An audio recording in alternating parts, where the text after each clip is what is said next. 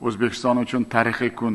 Murosasiz juda qizg'in kechgan o'yinda futbolchilarimiz Jahon mundialida birinchi marta juda katta tajribali jamoaga qarshi o'zining kuchli xarakterini ko'rsatdi. Oson emas, birinchi marta 34 yil biz kutgan voqea bo'ldi. Shuning uchun kuchli xarakteri, jismoniy tayyorgarligi va irodasini yaqqol namoyon etdi desak, bu ham to'g'ri. Biz uchun chempionatdagi birinchi golimiz bu ham g'alaba.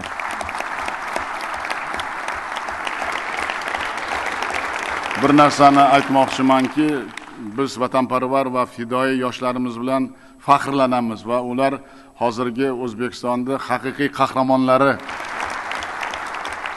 Hali oldimizda juda ko'p imkoniyatlar borligini o'zlaring ko'rdilaring.